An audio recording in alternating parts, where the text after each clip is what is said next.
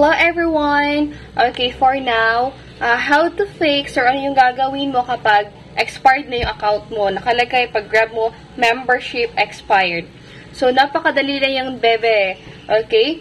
You just need to recharge. Okay? Para maging VIP ka. Okay. For novice, yung minimum amount na i-recharge ninyo or i-deposit is only 500.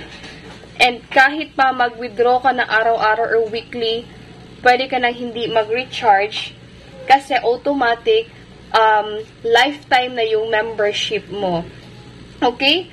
You have to recharge not for us, not for me, but for you. Of course, kasi para kumita. Kikita ka pa rin ba kapag expired ka na? Pwede. Pero 3 pesos per day na lang. Doon ka na lang kikita sa my daily sign-in. Yung free 3 pesos kapag nag-sign-in ka. O, diba? So, sayang yung oras. Sayang yung effort mo. So, why not? You try to recharge. Anyways, babalik siya sa'yo automatic eh. Okay. What if nag-recharge na ako ng 500, so, expired pa rin siya? Simple lang, don't worry, andito kami mga admin.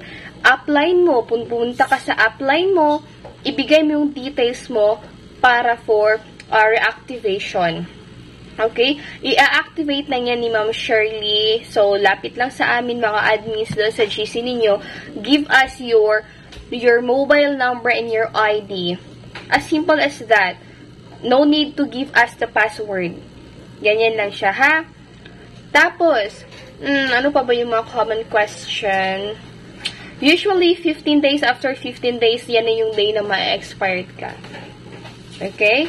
So, hindi siya mawawala. Don't worry. You just have to recharge. So, kapag nag-recharge ka na, VIP ka na. Automatic kapag VIP ka na, wag mong kakalimutan na pumasok sa page ng VIP. So, may link ang lahat ng upline yan and mga admin. Join ka lang doon. Kahit pa hindi ma-accept, basta maka-join ka, at least waiting ka na for joining. Tapos, ibigay mo yung details mo, yung FB mo, yung mobile number, at saka ID mo, para ma-add ka doon sa main GC ng mga VIPs. Okay? And, yan lang yung reason na ma-freeze ka kung hindi mo magagawa. So, simple lang. Again, give your details and pasok ka lang sa page. So, hindi ka na ma-freeze, safe na yung account mo. Okay? So, wag mag-worry kapag expired, may solusyon ang lahat. Basta every time na may mangyari sa A+, just approach us, approach your upline, approach kung pwedeng ma-approach, wag na natin gawing komplikado. Okay? Okay, and happy earning! God bless everyone! Sarang he!